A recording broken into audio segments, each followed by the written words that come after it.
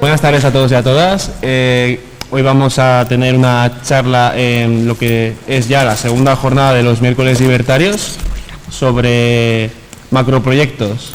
Hemos convocado aquí a diferentes colectivos para que nos puedan contar un poco el trabajo que hacen sobre estos macroproyectos que, bueno, pues que asolan aquí el territorio navarro y que, bueno, muchas veces nos venden desde las instituciones como grandes soluciones a problemas que hay, o que nos lo venden como algo que luego no terminan siendo, ¿no? Que al final es un conflicto con el propio medio ambiente.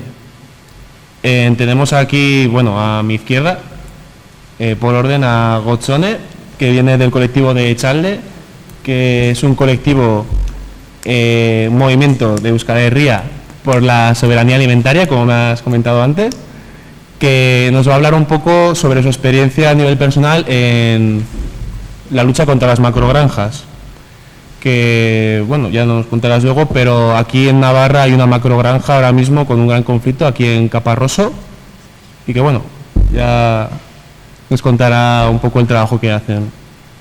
Luego está Enea, en representación de HT Gelditu, que HT Gelditu es un movimiento en contra del TAP, siempre ha estado ahí luchando mucho, pues, por lo que está generando, ¿no? 30 años ya de lucha, y que, bueno, que parece que no va a terminar nunca, ¿no? También un poco, no la lucha, sino todo este macroproyecto, ¿no? Que nos está generando muchos quebraderos de cabeza. Y luego, para terminar, tenemos a Pablo Lorente de Sustrai Erakuntza, que, bueno, me ha pedido que haga un poco de escoba para el final, o sea que él se ha ofrecido a terminar la ronda. Entonces, porque, bueno, Sustrai Erakuntza al final es un colectivo que da apoyo jurídico a, pues, todo este tipo de causas, entonces, pues está metido en todos los jaleos ahora mismo, pues de macroproyectos, ¿no? Esta mesa redonda va a consistir al final en estas 3 intervenciones de las que he hablado. Va a haber 20 minutos para que cada persona pueda contar un poco el trabajo que hace, y al final de dicha mesa, pues el público, o sea, vosotros los que estáis aquí, pues podéis preguntar un poco las dudas o lo que queráis preguntarle a los ponentes. Así que, pues no sé, ya que estás aquí a mi lado, Gotzone, pues si no te importa empezar. Bueno, arranco yo. Bueno, arratsaldeon, eta eskerrik asko gonbidapenarengatik.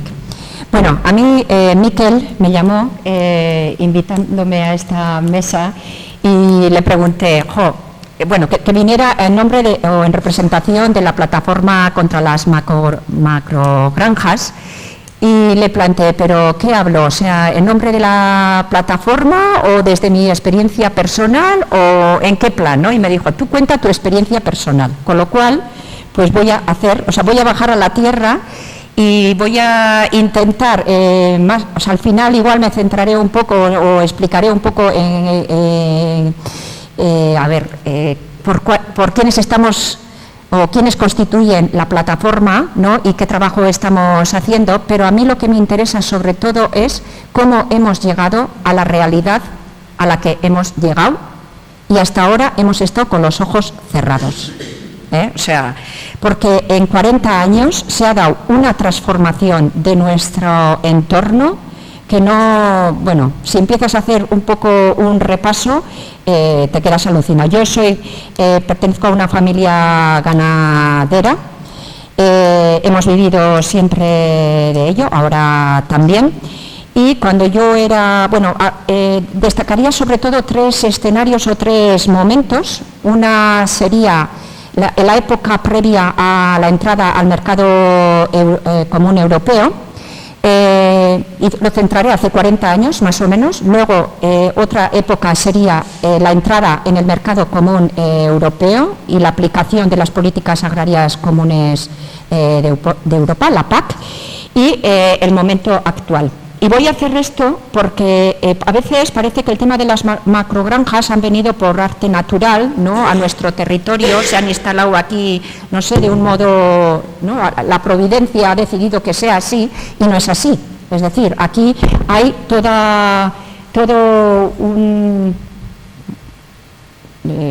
no sé cómo decir, toda una historia detrás de esto, ¿no? Y lo que quiero contar es un poco ese relato. Cuando yo era niña, ¿no?, el 30% de la población, en la actividad agraria, ¿no?, estaba el 30% de la población. La alimentación era local, los sistemas eran sistemas mixtos agroganaderos, es decir, no existía la especialización que existe hoy, agricultura por un lado y ganadería por otro, sino que estaban interconectados. Teníamos un mundo rural muy vivo, vivíamos muchísima gente en el campo, porque vivíamos de ello, y bueno, teníamos nuestros equilibrios con el medio ambiente. No quiere decir que en aquella época tampoco no hubiera sus desequilibrios, pero se buscaba una sostenibilidad, digamos, ¿no? En mi pueblo concretamente, yo vengo de Leiza, había muchísimos caseríos, muchas fincas pequeñas de 9 hectáreas más o menos, y teníamos, bueno, nos dedicábamos tanto a la agricultura como a la ganadería, y en las zonas conlindantes, por ejemplo en La Ultzama, en Basaburúa, Imotz, Larraun, zonas que eran mejores tierras, ahí ya en esa época se empieza con una cierta especialización en la ganadería. Hace 60 años esas zonas eran fundamentalmente agrarias, pero ya hace 40 años se empiezan a especializar sobre todo en el sector ganadero. Y en todas esas zonas, en los pueblos, por ejemplo, os voy a decir, los pueblos de Larraun, Aldaz, 20 casas, todas las casas tenían ganado, tenían 20 vacas, más o menos como promedio, y la alimentación de esas vacas era a base del forraje que existía en la zona, ¿no? Y todas esas familias vivían de la ganadería. Y el objetivo de esas pequeñas granjas era alimentar a la población que teníamos aquí en Navarra. Entramos en el mercado común europeo, hace 33 años creo, más o menos, bueno, 34. Pasamos de un mercado que estaba localizado, territorial, a un mercado europeo, donde empiezan a mandar sobre todo las grandes superficies. Es en esa época cuando empieza el auge de las grandes superficies, ¿no?, que lo que buscan es alimentar a la población de una manera barata, y para eso lo que necesitan es que el sector agrario, tanto agricultores como ganaderos, produzcamos muchos alimentos, o sea, mucho volumen a un precio muy bajo. Ese es el objetivo. Y todo eso se acompaña de políticas agrarias, de subvenciones que vienen de Europa, la política agraria común, que lo que busca es complementar la renta de los agricultores, ¿no?, con ese dinero. Por tanto, durante todos estos últimos años, la alimentación que hemos tenido, si ha sido barata, ha sido porque ha estado subvencionada, y porque se ha basado en los baratos, que se dice, es decir, fertilizantes baratos, ¿cómo se dice? Regai fosillac. Combustibles fósiles baratos, mano de obra barata, todo barato. Esa ha sido la clave. ¿Eso qué hizo? Aceleró el proceso de intensificación y de industrialización de todo el mundo rural, y nos llevó de unos sistemas agroganaderos diversos a ser totalmente especializados. Ya, bueno, pues en Larraun todo vacas, en la zona de la cuenca todo cereal, es decir, se abandona el cultivo de proteína vegetal, que aquí se hacía mucha leguminosa en aquella época, eso se abandona, todo cereal, o sea, se va a esto, a la especialización. Los pioneros en todo esto, y sobre todo en la ganadería industrial, y quiero remarcarlo, fueron países como Holanda, Alemania, Dinamarca y todos estos países. En aquella época, cuando los ganaderos iban de visita a Holanda y a todos esos sitios, les decían, cuando les relataban que aquí el 30% vivía del campo, les decían, pero eso es inviable, eso no puede ser, tenéis que llegar al 2%.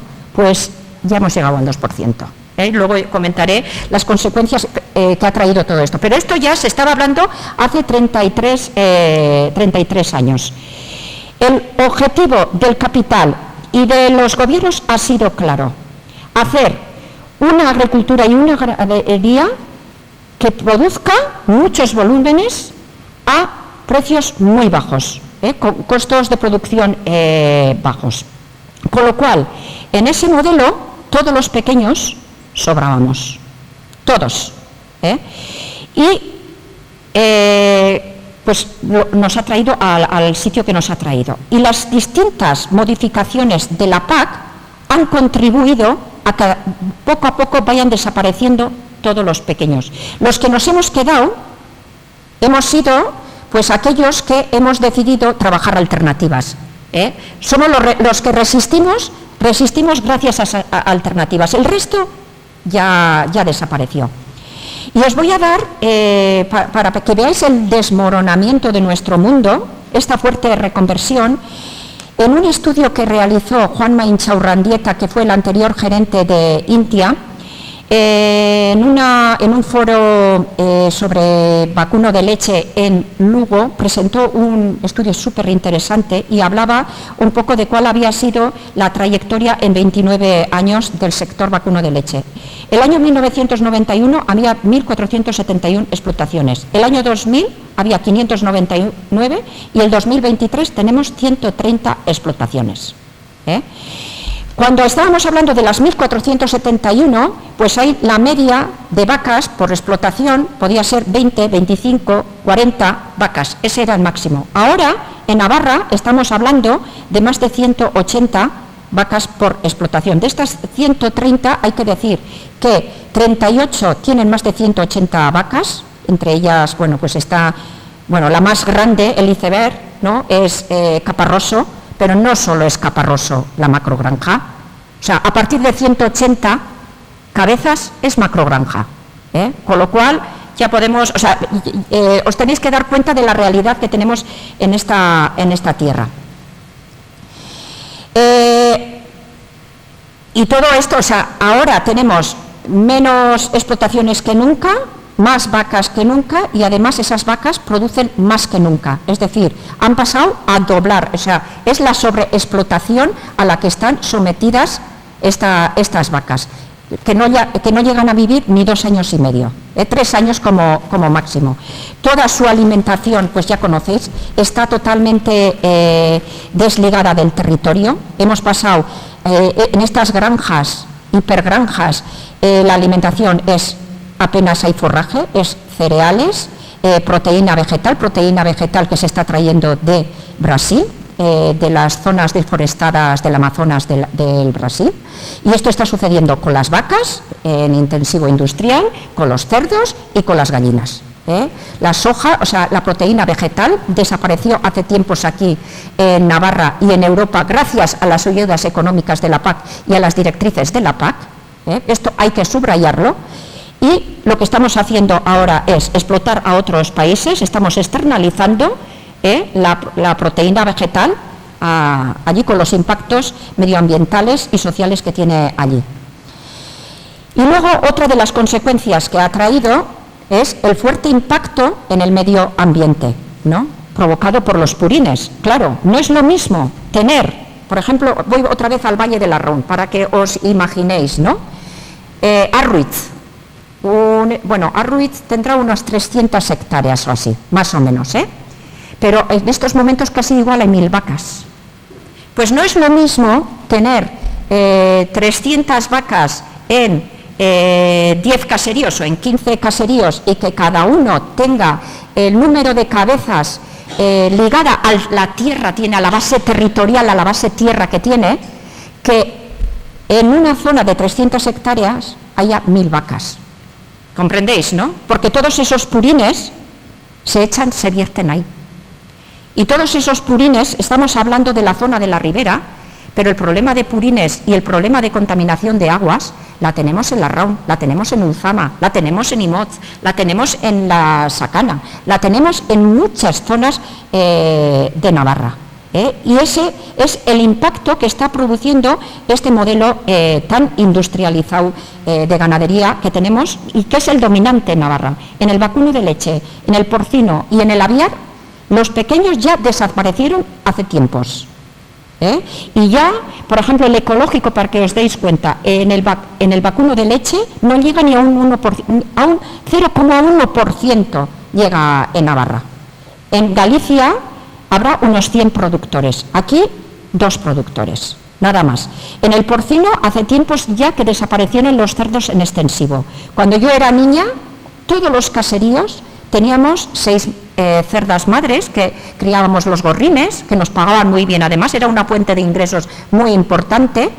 Eso desapareció, empezaron, en la época en la que empezó la especialización, pues empezaron las granjas de cerdos. Al principio eran pues 30 madres, luego eran 100 madres, llegó hasta las 300, pero hoy en día casi todas las producciones de 300 madres han desaparecido y lo que tenemos son granjas de 3.000 cerdas o 7.000 cerdos en cebo, que eso es una barbaridad.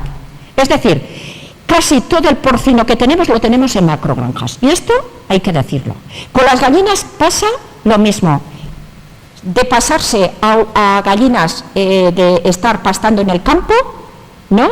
Se nos ¿cómo se dice? Se nos adoctrinó para que las metiéramos en los establos, ¿no? Y ahí es cuando empieza el proceso de intensificación en el aviar. Y aquí también lo que han ido es desapareciendo todos los pequeños y en estos momentos en Navarra tenemos granjas de hasta 200.000 cabezas, que es una barbaridad. Esa es la situación que tenemos actualmente en Navarra. Y de ahí vienen pues todos los problemas de contaminación de tierras, de aguas, y en el de aguas es muy, muy grave. Se habla de las zonas vulnerables por nitratos, ¿no?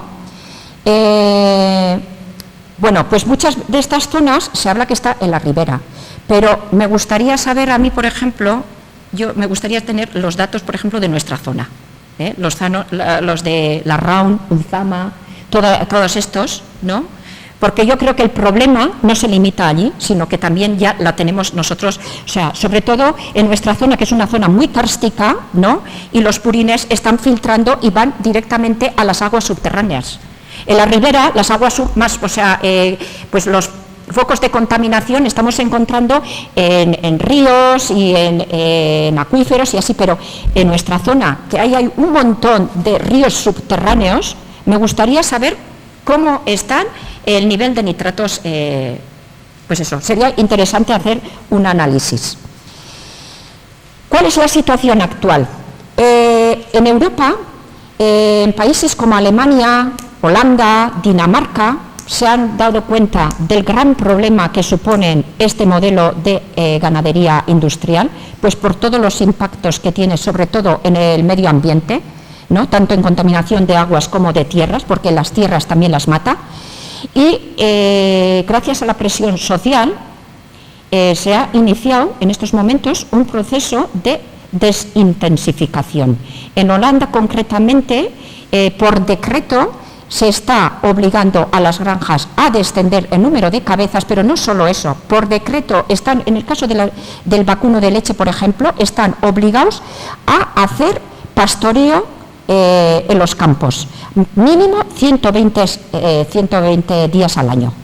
Pero esto lo están haciendo por decreto y por parte de la parte ganadera ha habido incluso manifestaciones, es decir, no lo están haciendo con el beneplácito y con el consentimiento del sector, sino que lo están obligando pues por todas las razones, por todos los problemas que está generando y porque la sociedad está presionando en esa dirección. En Francia, en el sector de vacuno de leche jamás llegaron a desarrollar este tipo de tan industrializado debido y gracias a la presión social.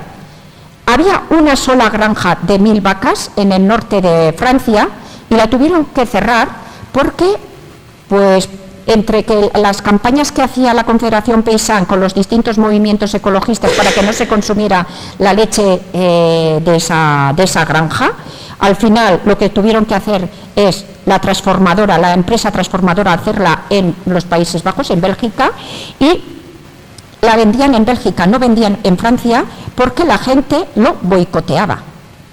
Y al final, con la presión de un lado y de otro, lo tuvieron que cerrar, porque no era viable la empresa. Aquí hemos permitido, y esto quiero que seamos conscientes de la gravedad de la situación, y no solo es Caparroso. Hay muchos caparrosos en Navarra, y hemos permitido que se hagan todas esas granjas. O sea, hemos estado con los ojos tapados, porque la lucha contra las macrogranjas aquí en Navarra es muy reciente. La plataforma contra las macrogranjas creo que la constituimos el año pasado, o hace 2 años. Hace 2 años. Pero mientras tanto, pues hemos estado dormidos. Pues lo que os comentaba, en Holanda ya han empezado en esa fase de crecimiento. En Alemania también están dando pasos, ¿no?, pues hacia modelos más sostenibles.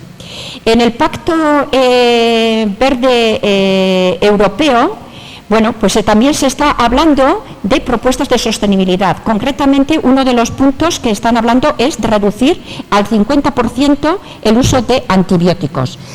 En este modelo de ganadería industrial, toda la alimentación, toda está medicalizada con antibióticos.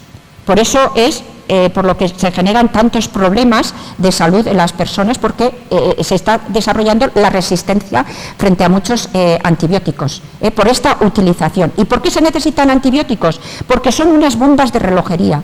Estas granjas son las que provocan las grandes enfermedades y grandes escándalos que hemos conocido. Recordaréis las vacas locas en el sector de vacuno de leche, la peste porcina está ahí, la gripe aviar está ahí, pero todo esto no se genera tal como nos dicen porque andan los jabalíes y exactamente los gavilanes. No, es que es el propio modelo quien provoca todas esas enfermedades.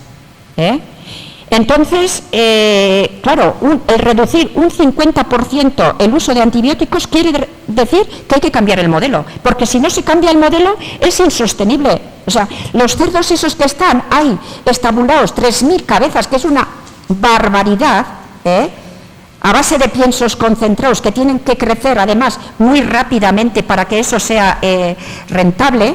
Si no se hace con todos los antibióticos que les meten, se mueren. Es que nada más nacer ya los están inyectando, para que os deis cuenta de qué modelo de ganadería estamos hablando. Y ya voy a ir terminando. Bueno, me voy a meter con la administración, porque desde el principio he dicho, o sea, sin la ayuda de la administración esto no se hubiera dado.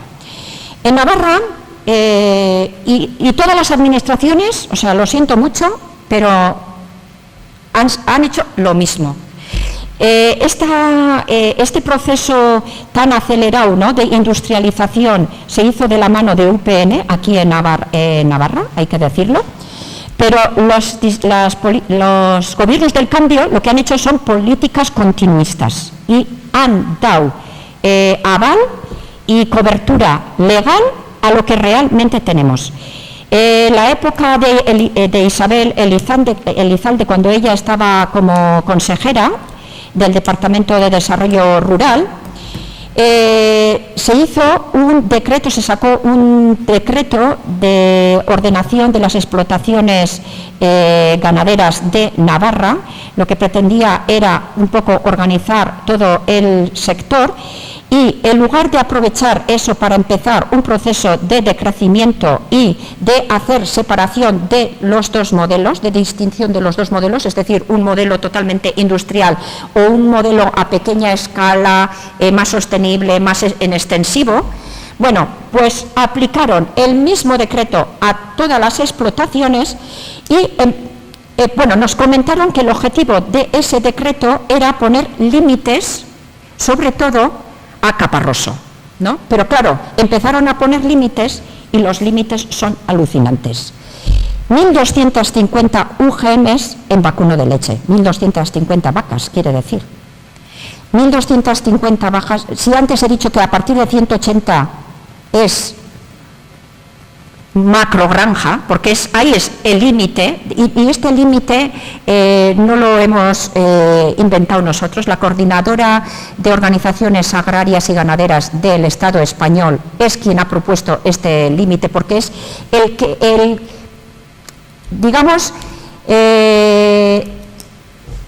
el máximo que permite hacer una ganadería que esté ligado a la tierra y al territorio. No sé si me explico. Si no, es imposible. En Larraún, en Echarri o en cualquier pueblo de estos, ¿no? Si hay 300 hectáreas, como máximo puede haber 300 vacas, más no. 1.000, el resto sobran. Con lo cual, por eso la referencia esa era una referencia muy bien pensada. Con los cerdos nos pasa lo mismo, 850 UGMs, quiere decir 7.000 cerdos de cebo. Tenemos el mismo problema. En el aviar, otro tanto. En el aviar también hasta 300.000, o sea, se permiten granjas de hasta 300.000 cabezas.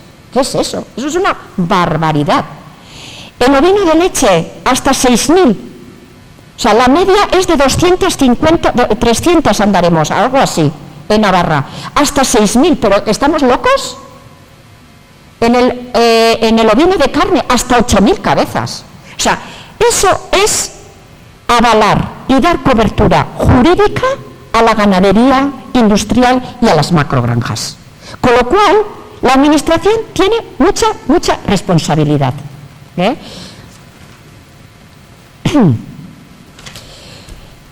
Y bueno, ya terminando, por eso nuestra propuesta, ¿no? Y la propuesta que me alegro mucho que desde la plataforma se haya, o sea, que la hayamos hecho nuestra, ¿no? Es, o sea, el límite, la marragorría, la línea roja está en 180 UGMs, con lo cual la Administración tiene que empezar ya a hacer un plan para reducir toda esa cabaña por cada explotación, pero en cada uno de los sectores además. Pero claro, si queremos que esto realmente que sea realmente efectivo, la gente, el pueblo, la sociedad se tendrá que mover, porque si no presionamos, como se ha hecho en Francia, como se ha hecho en Holanda o como se ha hecho en Alemania, los gobiernos están atados por los intereses económicos de quienes manejan todo este cotarro. O sea, son los que realmente están mandando en el sector de la legislación que nos corresponde a nosotros. Quienes mandan son los intereses económicos de estos grandes. Los pequeños no pintamos absolutamente nada. Y nos aplican a todos, absolutamente a todos, seamos pequeños, seamos gigantes, estemos en un modelo ecológico, estemos en un modelo de macrogranja, a todos la misma legislatura, porque no se hace ninguna diferenciación. Con lo cual, todo eso luego dificulta que los pequeños puedan sobrevivir, su supervivencia. Y ya quería explicaros todo esto, porque yo pienso que la Administración tiene muchísima responsabilidad en esta historia y la sociedad también tenemos mucha responsabilidad, porque hasta ahora no hemos hecho nada y hemos permitido que este monstruo que en Europa no lo quieren en ningún sitio, lo hemos importado. Y eso ya lo saben, o sea, España ha sido la gran importadora de este modelo. Del norte de Europa lo han ido expulsando al sur. Y nosotros nos hemos ido convirtiendo en el gran estercolero, sin darnos cuenta, o sea, y de ahí es como hace 3 años un grupo de gente empezamos a movilizarnos con este tema, de una manera un poco anárquica igual, pero bueno, pero nos dimos cuenta que había gente que estaba, bueno, que generó un impacto, o sea, al enterarse la gente de lo que realmente teníamos, pues empezó a movilizarse, ¿no? Y es así como hace 2 años 14 organizaciones pues de diverso color, es decir, porque hay grupos ecologistas, hay grupos que trabajan más por la soberanía alimentaria, hay grupos como el nuestro, por ejemplo, pues que pertenecemos al sector, y ahí decidimos ¿cómo se dice?, unir fuerzas, exactamente, unir fuerzas y bueno, pues hacer un frente común con este tema y sobre todo trabajar dos líneas de actuación. Está el lado jurídico, ¿no?, por una parte, y por otra parte está pues ya la movilización social, porque creemos que la movilización social es vital y fundamental para socializar el gran problema que supone este modelo de macrogranjas aquí en Navarra. Y para que realmente la Administración empiece a hacer de una vez por todas un plan de transición hacia otro modelo mucho más sostenible, que ya tiene, o sea, ya tiene donde currar. Y yo de momento voy a dejar aquí, luego ya pues... Bueno, pues yo también dar las gracias porque habéis invitado a HT Gelditu a esta mesa. Y bueno, voy a seguir un poco en el contexto que ha comentado Hugo Chone, ¿no?, porque el tren de alta velocidad, que es el tema que yo voy a hablar, se encuadra también en este contexto que comenta, ¿no?, de los intereses de esas grandes multinacionales europeas, que bueno, ya ahí en la década de los 80, ¿no?, plantearon, entre otros grandes infraestructuras que respondieran a este modelo social, pues una red ferroviaria europea de alta velocidad, ¿no?, pues que también afecta a Euskal Herria, ¿no?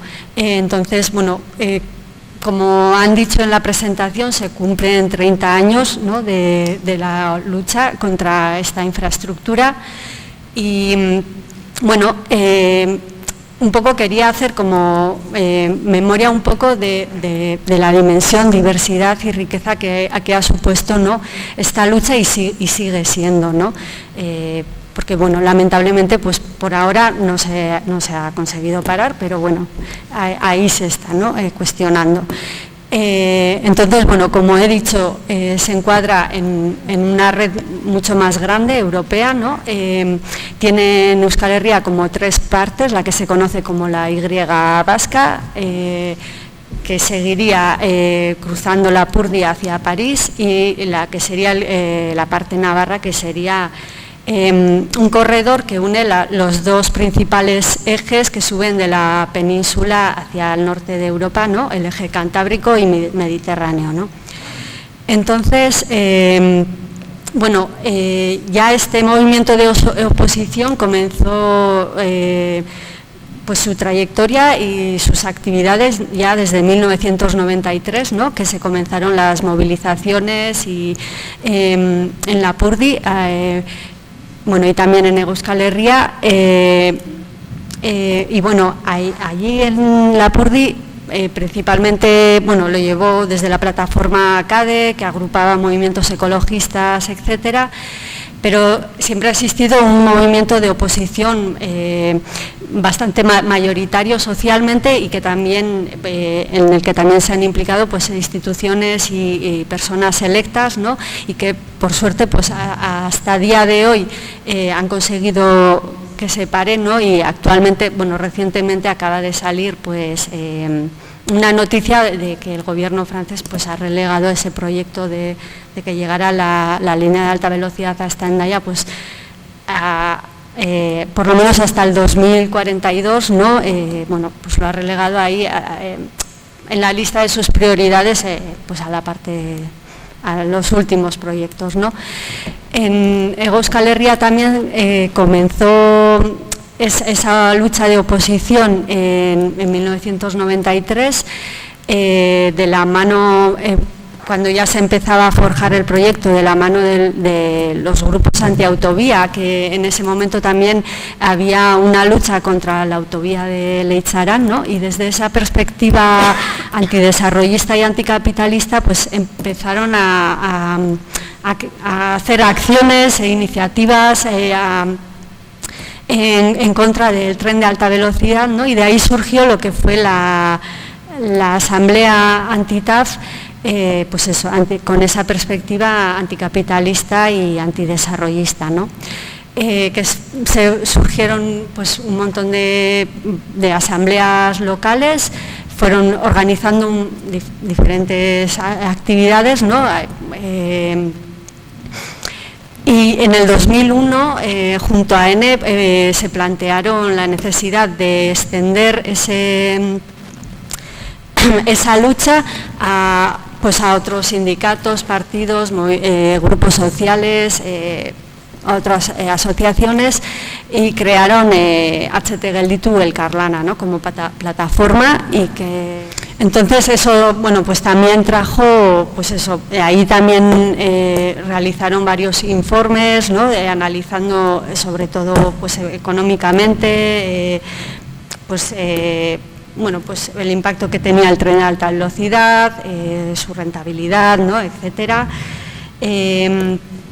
Bueno, se crearon también algunos espacios de resistencia como el de Urbina.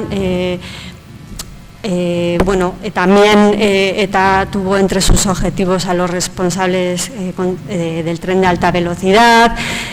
También los municipios afectados, bueno, pues hubo un movimiento, ¿no? Tanto de personas y colectivos contra las firmas de actas, las expropiaciones, desde las instituciones, bueno, pues intentando pues paralizar de manera administrativa también los avances, ¿no? Además que han ido pues acompañadas de bastantes irregularidades por parte de la administración, ¿no? También organizando consultas populares, que en muchos casos pues fueron prohibidas y cuando se realizaron, a pesar de estas prohibiciones, pues castigadas. Bueno, en esa época también hubo un aumento de la respuesta, ¿no? Con algunas grandes movilizaciones, pues como en Arrasate, Donosti.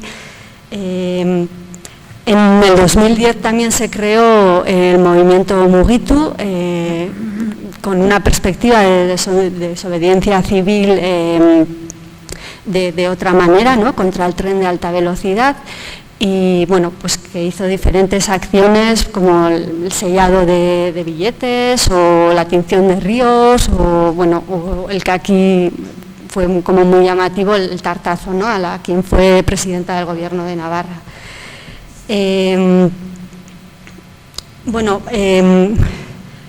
según iba aumentando también esta respuesta de oposición, bueno, pues ha sido constante, ¿no? Por parte de las administraciones, pues la criminalización y la represión, ¿no? En contra de este movimiento. Luego, bueno, en el 2011 también, bueno, se creó en Navarra Sustrai, ¿no? Que también con este tema hizo la propuesta de tren público y social en su día. Luego, en el 2016 también se organizó, ya se venía desde 1993 organizando con diferentes temas de afectaciones medioambientales, unas marchas ciclistas llamadas Chirrinca, y bueno, pues se organizó una con la temática del tren de alta velocidad, con idea de extenderlo a otros colectivos y esta oposición, ¿no?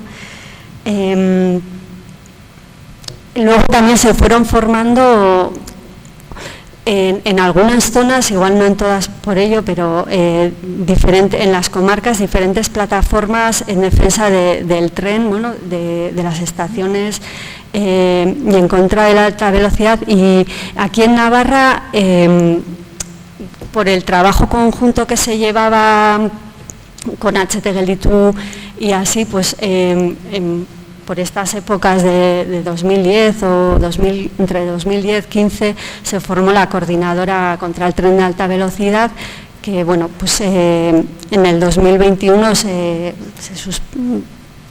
terminó, ¿no? A raíz de una alternativa que propusieron.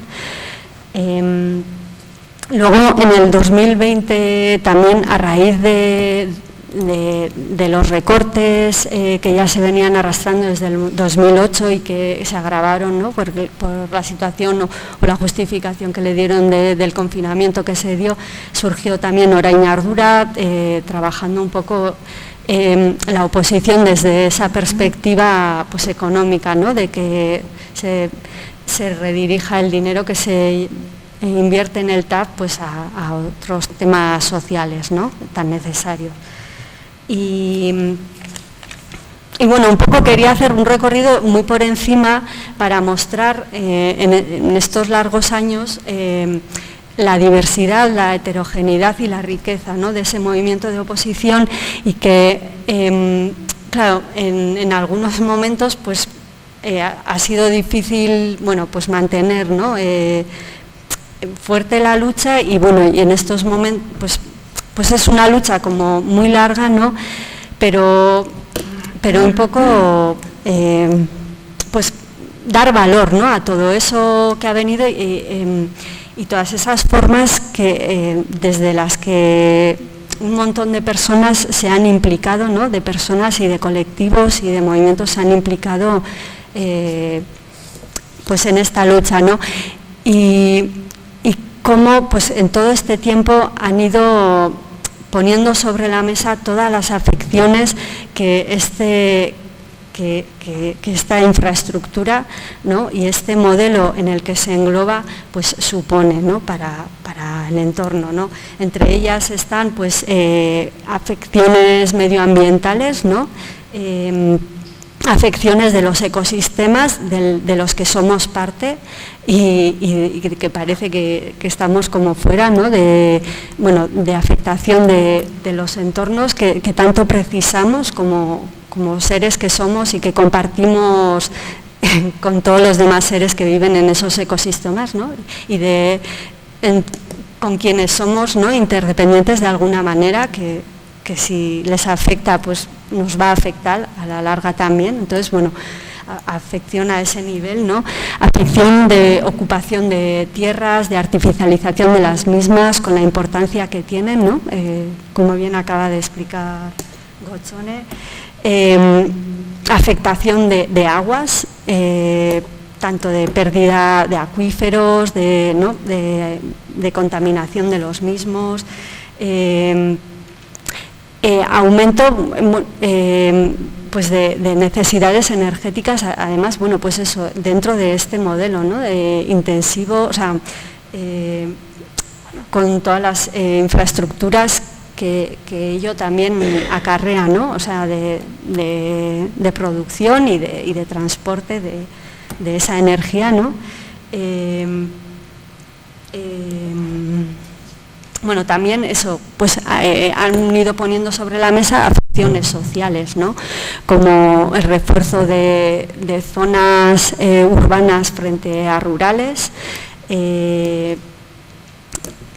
a desconexión entre las poblaciones, a pérdidas de un transporte que cohesione la cercanía y principalmente poblaciones urbanas grandes, ¿no?, además en beneficio de las más grandes.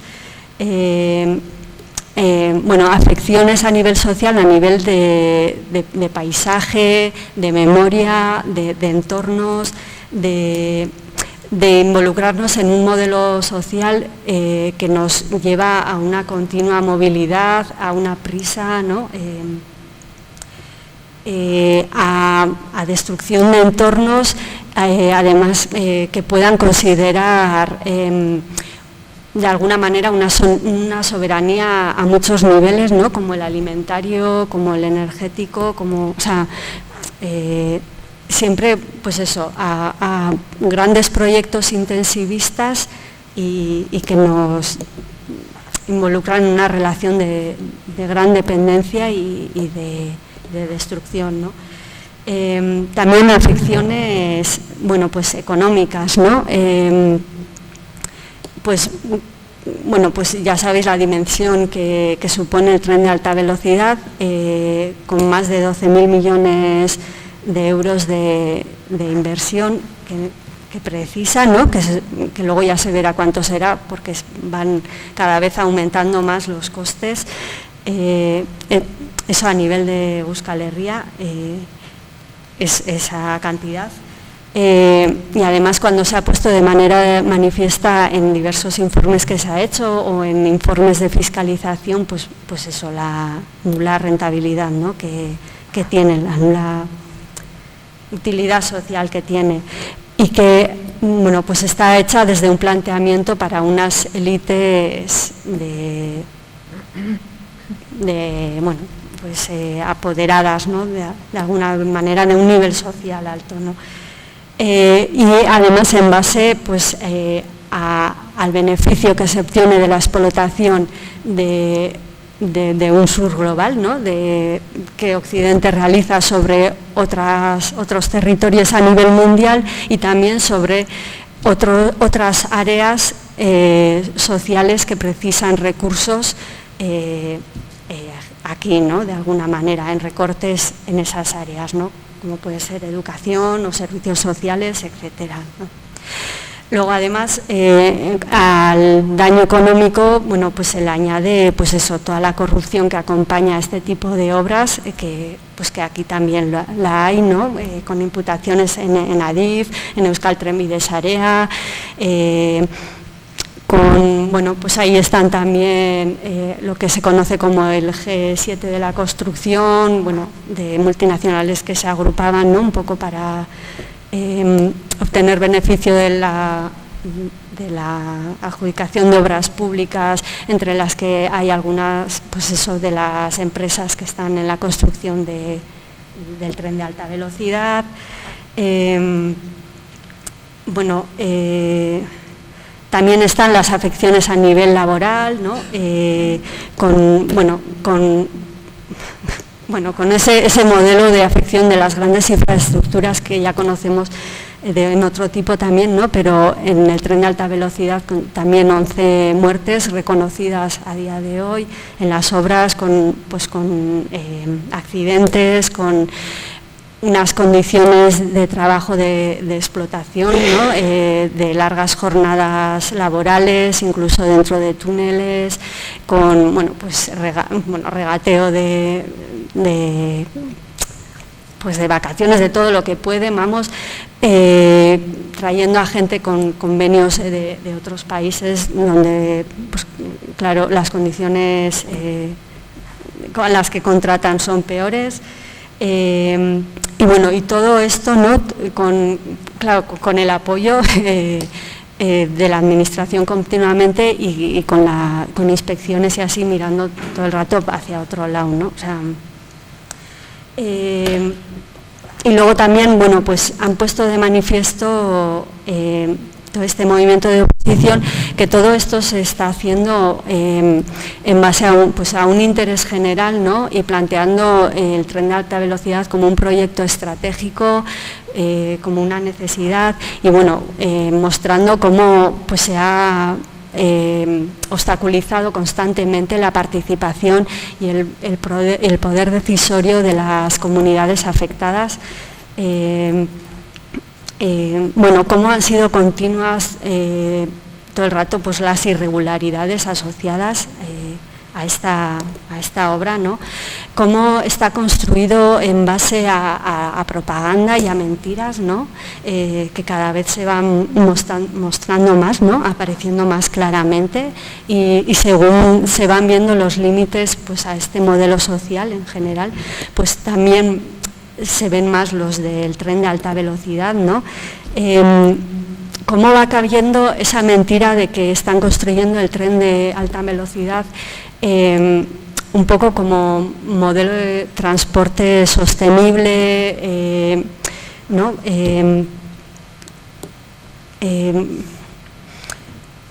Un poco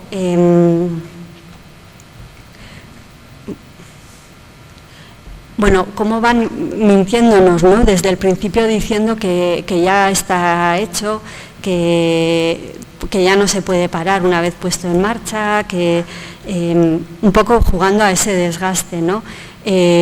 continuamente atrasando plazos de cuándo lo van a terminar, continuamente aumentando costes, bueno, mintiéndonos un poco en diferentes aspectos, ¿no? En que va a ser la unión con Europa, como he dicho al principio, eso no está nada asegurado, no tiene ninguna pinta. De que llevará mercancías cuando, bueno, ya se sabía que no, ¿no? Y bueno, pues entonces, bueno, pues desde HT Gelditu,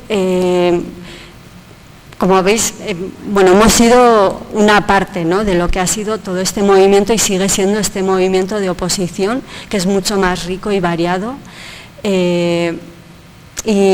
Y bueno, y quería un poco traer todo esto como muestra, ¿no?, de que un poco se encuadra dentro de un modelo, es el escaparate bueno, la muestra de un modelo social que lo acompaña, está en relación bueno, pues por ejemplo, a proyectos intensivistas de producción alimentaria, pero puede ser también a otros muchos macroproyectos de intensivistas y destructivos de explotación, ¿no?, de la tierra y de las personas. Y bueno, queríamos un poco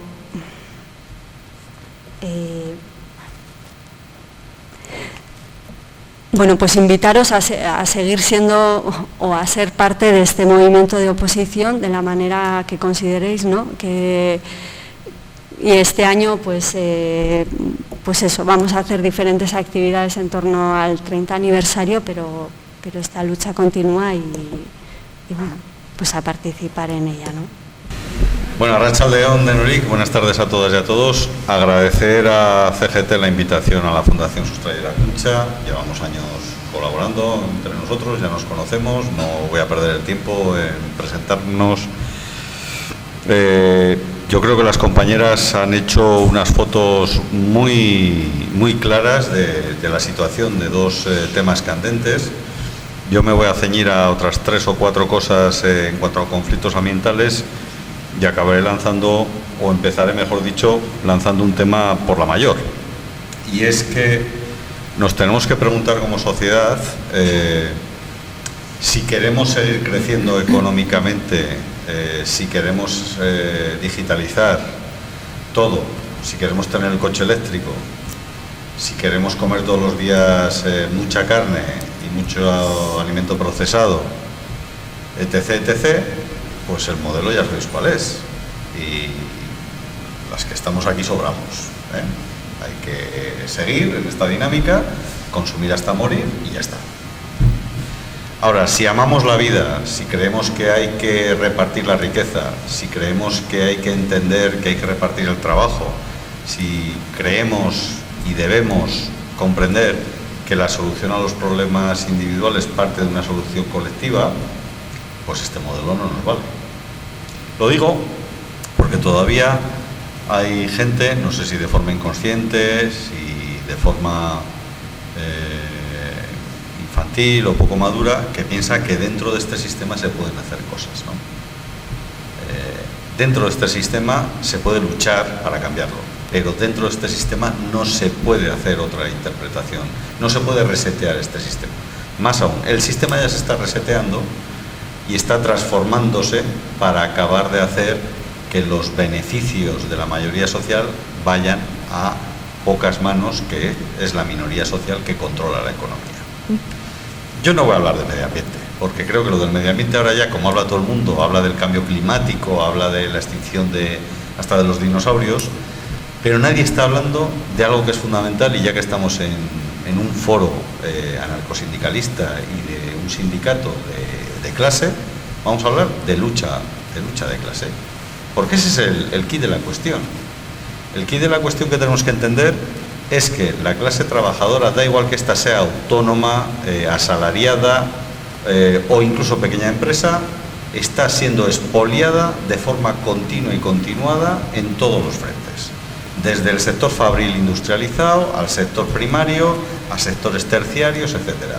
Cada día no solamente el salario directo que cobramos los trabajadores se está mermando, bien por la inflación o bien por los recortes, sino que el salario indirecto, que son los derechos sociales, sanidad, educación, cuidados sociales, infraestructuras, etcétera, están siendo recortados para la gran mayoría social, para que una minoría siga sacando unas plusvalías de forma continua y continuada.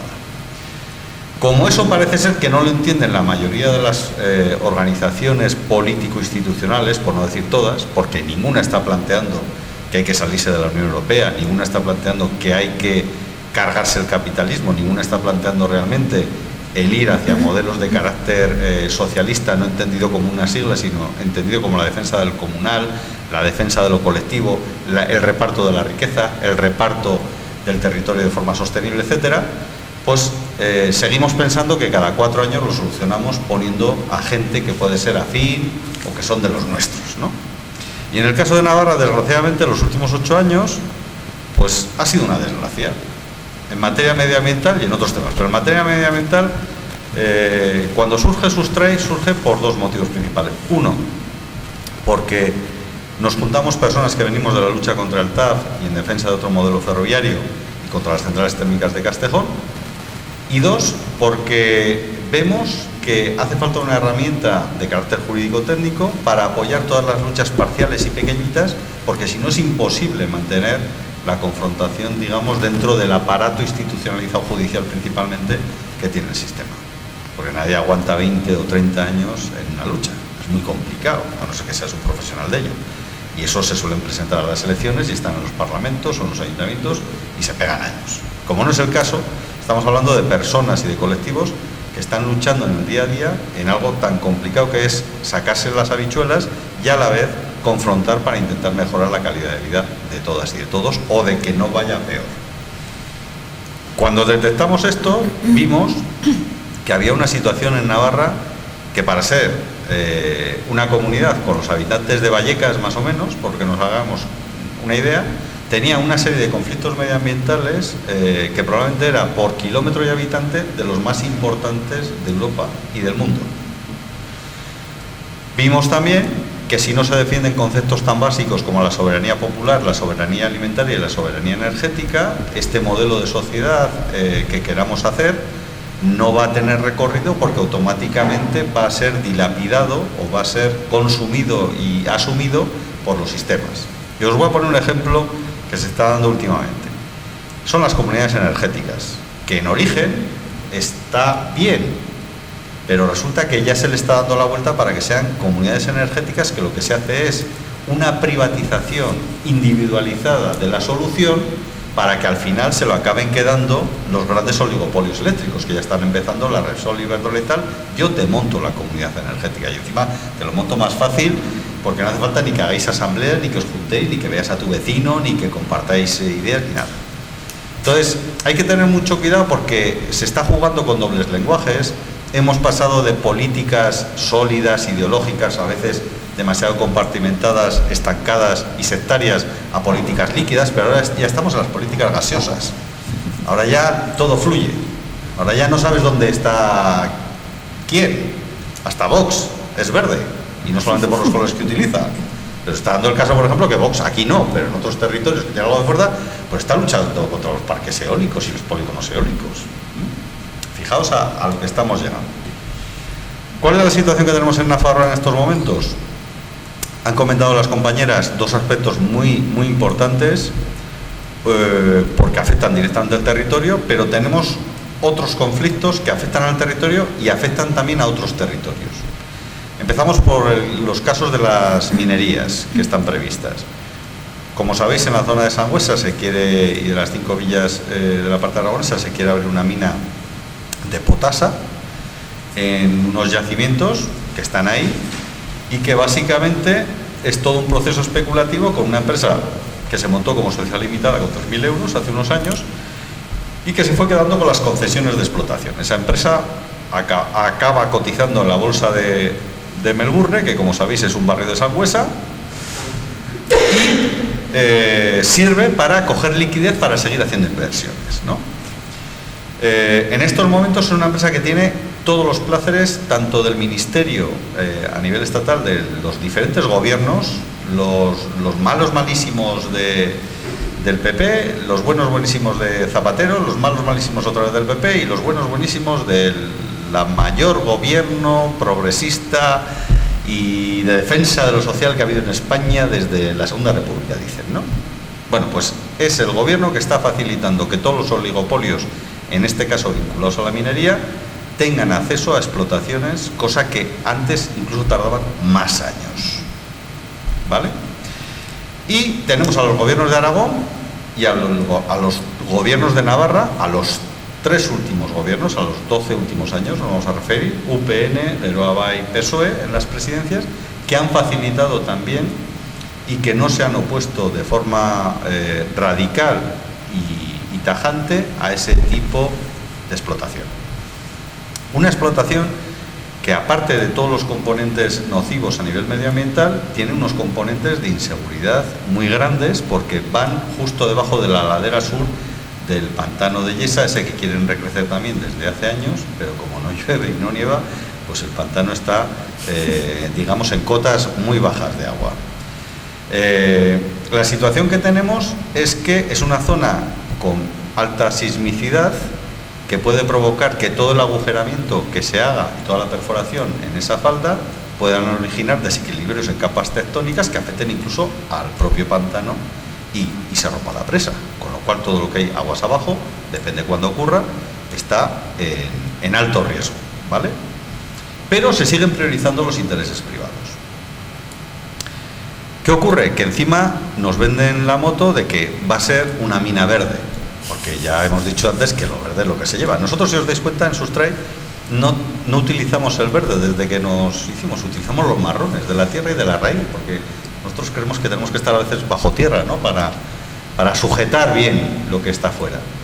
Pero otros ya utilizan lo verde para todo, y en este caso va a ser una mina que, como no es de a cielo abierto, parece que no tiene tanto impacto, que se va a dedicar a todo lo que va extrayendo, lo va a ir reconvirtiendo luego lo que sobre y lo va a volver a meter en los agujeros de la mina, o sea, va a devolver parte de la tierra que saca y la va a volver a meter, y con eso, con una tecnología puntera a nivel mundial, pues lo va a compactar y va a quedar incluso igual, mejor que antes, ¿vale?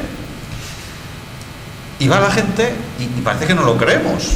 Dices, bueno, pero si es que ¿para qué vas a volver a meter si sacas y tal? Claro, el problema está que tienen que vender el proyecto, porque si no va a haber unas montañas en la zona de Sangüesa enormes con todos los residuos que va a generar ese tipo de mina. Entonces nos están diciendo que los van a volver a meter ahí. Probablemente, si se llega a hacer la mina, lo hagan los primeros años. Los siguientes probablemente igual tienen serios problemas para seguir metiéndolo, porque les va a salir más caro meterlo que dejarlo fuera, ¿no?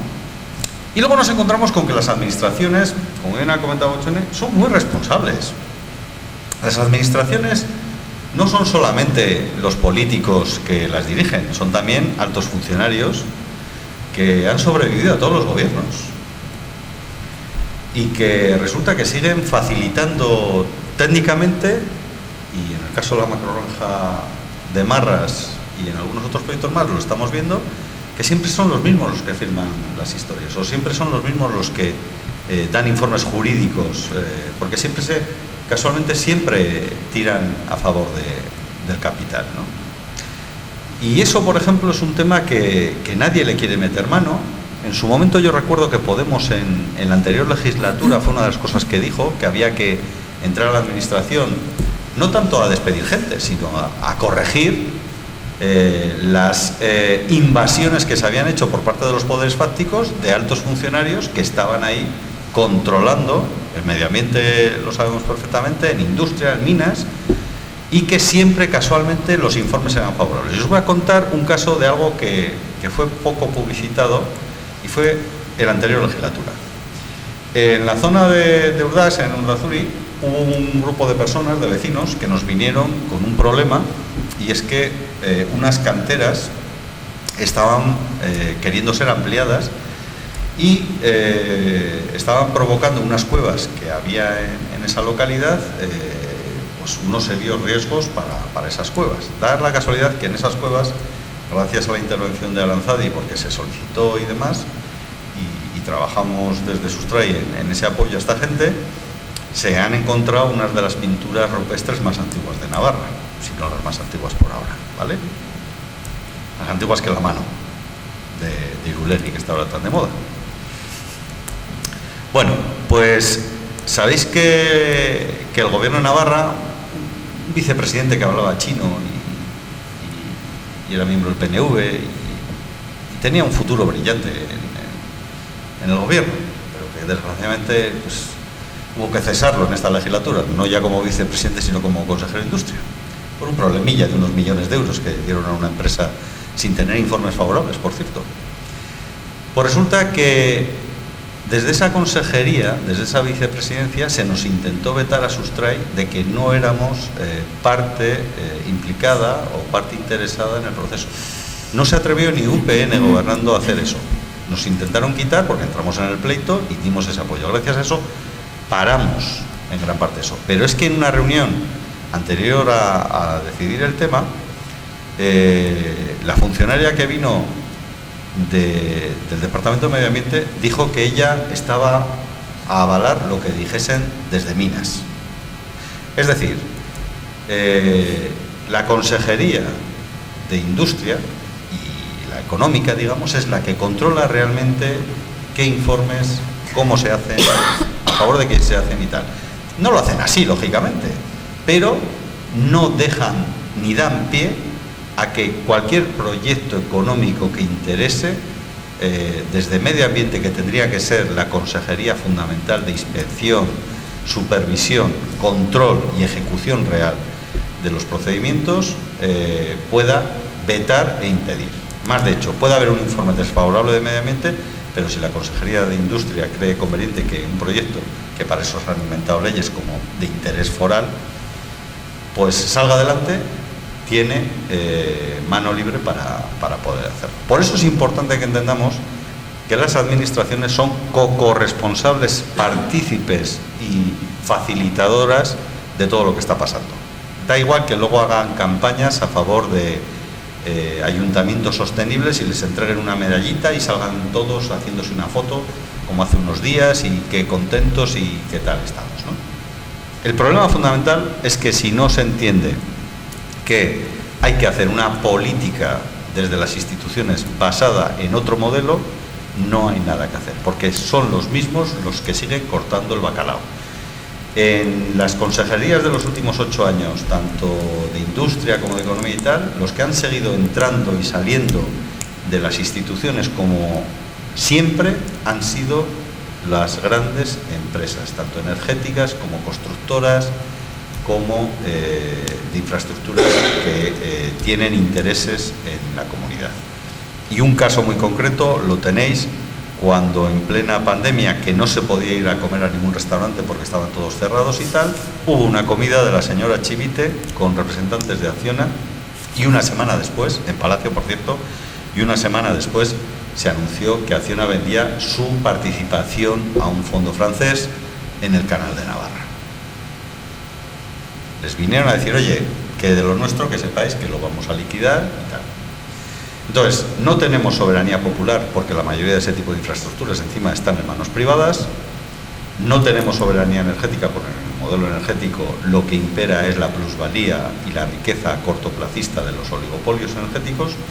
Y no tenemos soberanía alimentaria porque el modelo no es para garantizar una alimentación de calidad y con condiciones de salubridad tanto para los animales como para el territorio, como para el agua, como para el aire, como para las personas. Es simplemente para intentar vender cuanto más mejor. Otra mina que tenemos en estos momentos es la de Erdiz, en la zona de Baztán Hierro, que esa es de Magnesita. Claro, Magnesita ya es una empresa que está en Navarra desde hace décadas, y la excusa es mantener los puestos de la planta de Zubiri. La magnesita y la potasa son fundamentales para el modelo agroindustrial que se está desarrollando y que antes ha comentado Bochone, por ejemplo, para producir soja en grandes cantidades en Brasil con ese tipo de fosfatos y ese tipo de tratamientos que lo que hacen es sacarla de aquí, procesarla o llevarla ya en bruto, procesarla, echar en los campos después de desforestar y que haya gran cantidad de soja, principalmente transgénica además, para poder traerla luego aquí y hacer pienso para que coma el ganado en las macrogranjas. Esa es la economía circular que entiende el capitalismo, ¿vale? Y que se está practicando desde hace ya bastantes años. En Erditz lo que se van a cargar es una zona de pastos precisamente de los mejores que hay en Navarra y ya están siendo utilizados por ganadería en carácter extensivo, principalmente vacuno. Pero es tan humorístico todo que incluso Magda lo que hace es ha ido a decirles a los ganaderos y a la gente, y lo ha dicho públicamente, que van a dejar después, cuando se acabe de hacer la explotación, mejor la zona. Porque la van a poner bien, la van a poner con hierba otra vez, la van a dejar toda bien, ¿vale? Y entonces, claro, les dices, pero... Dice, es que, joder, la magnesita se la están quedando solamente ellos, ¿no? Bueno, la magnesita es un territorio que está ahí, pero que va a durar miles de años, probablemente, lo mismo que ha durado miles de años para que pasten, entre otras cosas, los animales que luego sirven para el consumo humano. Y vosotros queréis extraer en 25 o 30 años, que no dan para mucho más, apurando igual serían 40, vaciar, digamos, la riqueza del subsuelo, en este caso, de una zona, para beneficio muy concreto. Con lo cual te vas a cargar la ganadería, la poca ganadería extensiva que pueda quedar en zonas como Baztán. Y hay gente que se lo cree. Hombre, pero hay que mantener los puestos de trabajo. Pues claro que hay que mantener los puestos de trabajo. Y claro que hay que hablar de tú a tú, y es bueno que los sindicatos de clase lo enfocáis así, de que una lucha ecológica o una lucha por los derechos laborales o los derechos sociales de las personas trabajadoras tienen que ir unidas. Un poco el ejemplo que se comentaba de Francia. Es fundamental la lucha de los payeses, en este caso de los agricultores y ganaderos franceses, que han hecho pinza con el ecologismo en contra del modelo de macrogranjas y del modelo intensivista de explotación. Francia, yo creo que no es un país que tenga carencias lácteas. A los que nos gusta ese país por diferentes motivos, entre otras cosas gastronómico, sabemos que las mantequillas, la leche, los yogures, etcétera, no tienen que traer leche de otros países para hacerla, y Francia tiene muchos más habitantes que el Estado español, y zonas como la Occitania o otras zonas de Francia tienen muchos más habitantes que Navarra y no tienen muchas más vacas, tienen más bien menos, centrándome en el tema lácteo simplemente. ¿Por qué es este modelo? Este modelo además se ha convertido en parte en una forma nueva de explotación. Yo hablando hace un tiempo con un ganadero de cerdos, además, con un explotador de cerdos, porque ya él me decía, yo ya no soy ni ganadero, me comentaba, dice, mira Pablo, yo empecé con unas cuantas cerdas de crianza y tal, pero es que ahora tengo que dar el salto, porque si no, todas las inversiones que he hecho se me van, porque no soy competitivo en el mercado. Esa palabra gloriosa que desde antes de los acuerdos de Maastricht se está diciendo, hay que ser competitivos. ¿Qué es ser competitivo? ¿No? Trabajar más horas, explotarnos más, apurar más los recursos naturales para intentar ganar a los chinos. O sea, ¿qué es ser competitivo? ¿No sería mejor ser competentes, que es diferente a ser competitivo? ¿No sería mejor hacer una planificación democrática del modelo económico, ver qué necesidades tenemos que cubrir, básicas, y pensar que no todo el mundo tenemos que tener un Ferrari? Más aún, que es que no tiene que haber Ferraris. Entonces, nos encontramos ya con dos modelos de minería que se están explotando o queriendo explotar, y que tienen los avales de las administraciones e incluso facilitándoles el que se aceleren los procedimientos administrativos con esas órdenes declarándoles de interés foral o decretos de interés foral.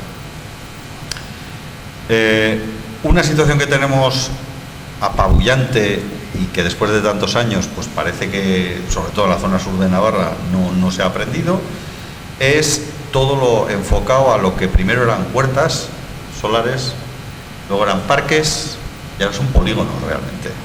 Es la industrialización de las montañas, de los campos, etcétera, a nivel energético.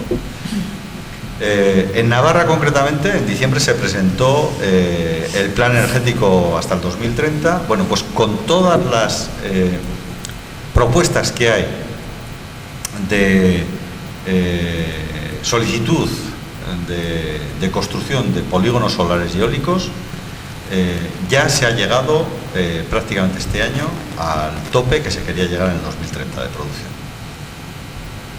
Pero que es una producción totalmente engañosa, porque no va a solucionar realmente los problemas energéticos en nuestra comunidad a futuro. Porque estamos hablando de un 20% de consumo energético global, lo que afecta al sector vinculado a la energía eléctrica. El otro 80% seguimos dependiendo de energías fósiles principalmente. Eso se sigue sin solucionar, porque no hay tampoco una política de decrecimiento real basada en la reducción de consumos energéticos, basada en otro modelo de economía que implica, pues entre otras cosas, en el sector del transporte, dejar de tener tantos vehículos, da igual que sean de combustión o eléctricos. Claro, estamos en una tierra en la que un sector estratégico es el del automóvil. Ya nos están diciendo estos días que aunque van a fabricarse 2 coches eléctricos en la Volkswagen, en Landave, pues sobran unos 1000 trabajadores de la actual factoría, de la actual plantilla, más todos los miles de trabajadores que van a sobrar de las empresas vinculadas. Ya lo están diciendo, para que nos lo vayamos comiendo y cuando llegue la reconversión, pues que nadie, joder, que ya lo dijimos, pero no decís que el coche eléctrico era la solución para la economía vinculada al sector del automóvil.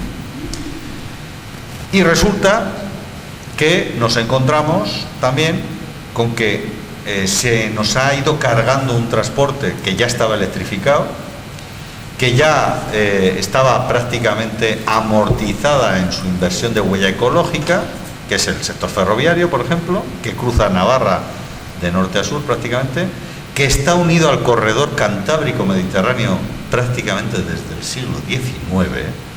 O sea, cuando nos dicen, es que Navarra se queda fuera del corredor cantábrico-mediterráneo. Yo que soy de Castejón, yo me acuerdo que mi abuelo me contaba cómo iban a por naranjas que venían de Valencia e iban al puerto de Bilbao o al de Pasajes en los años 40. Ya sabéis que fue una época un poco dura de la posguerra, y en Castejón paraban por la noche y se socializaban las naranjas como había que hacer, y los niños y niñas en Castejón comían naranjas, cosa que no comían a veces mucha gente en las ciudades, ¿no? Pues eso ya pasaba en los años 40, o sea, hace casi 100 años, ¿vale? Pero nos están diciendo que es que hay que hacer el tren de alta velocidad o tren de altas prestaciones, que es otro sinónimo, volvemos a pintar de verde todo, para que no nos quedemos fuera.